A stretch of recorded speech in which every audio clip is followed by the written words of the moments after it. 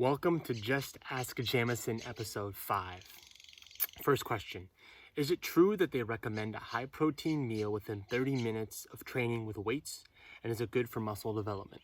That's questions from Matthew. This one's a tale as old as time. This question's been around for so long. The 30-minute window, the anabolic window. Waste your workout. If you don't get your protein in within 30 minutes, your workout's going to be wasted. And this stress of this actually causes more issues than the actual protein-rich meal. Now, the important part here is to get your protein in, right? So if you get your protein in every day and you work out when you get your protein in, then your body will be able to recover. It has the amino acids it needs. You have all the nutrients you need to replenish everything for your muscles.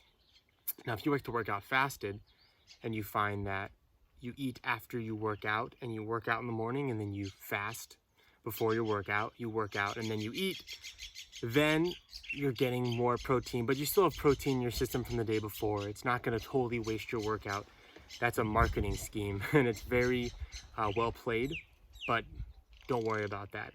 The little gains you might get from food timing with workouts is more of a stress or orthorexia than it is to actually give you a benefit for muscle development.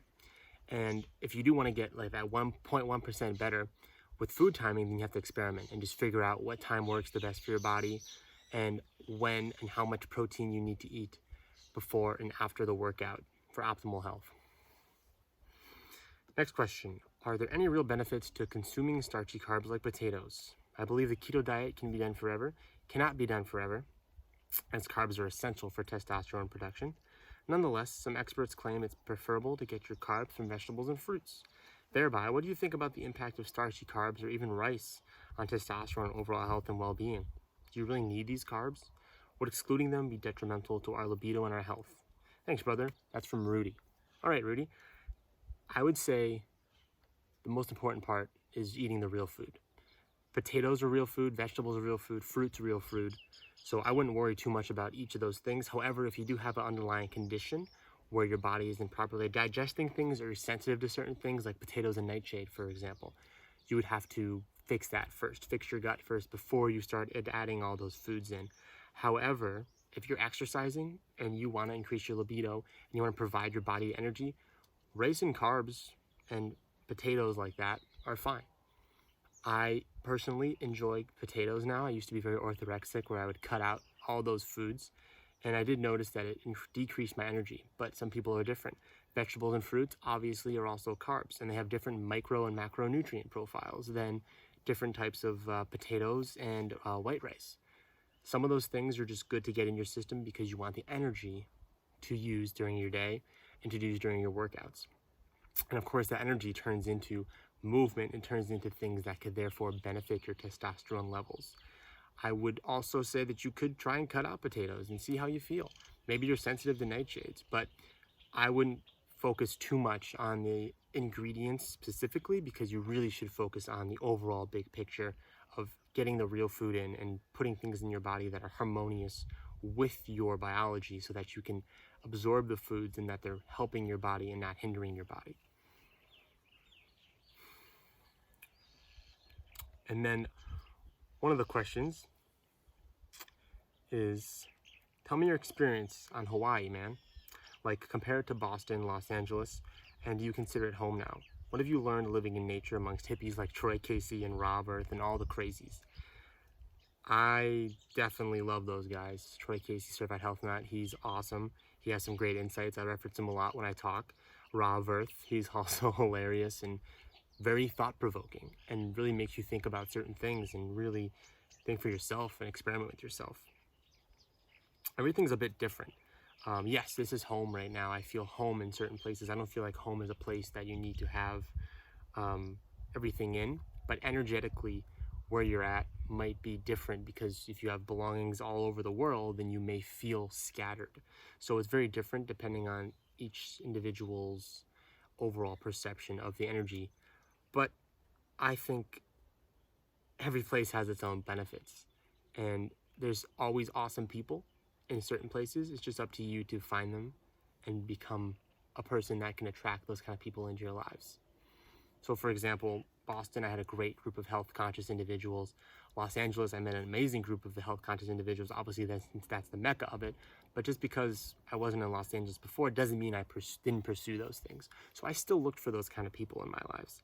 And when I went to Los Angeles, I was ready to take it to the next level. I was already connecting with those people. And then when I went back to Massachusetts and came to Hawaii, I was able to apply that to those friend groups that I made and those connections that I made that are still super beneficial. But overall, the overarching wisdom from these amazing people is the importance of the brotherhood, self-experimentation, and always questioning the norm and being open-minded. So it's so easy to get strayed from your path because of what someone else says. When you're talking to people like Troy Casey and Ra, you're getting a very different input. So I would say that doing those things differently are very important for your overall well-being. And taking that into account when you're around those people is they're people too. They're human beings. They're just doing things totally different, and they have so much experience. Just being open-minded, listening to stories, hearing people share what they're actually interested in and what they've practiced in. And they don't need to have all this crazy dogma around them or all this crazy expectation, because they're humans and they're awesome humans. And if you align with them, then you can be able to provide value for them.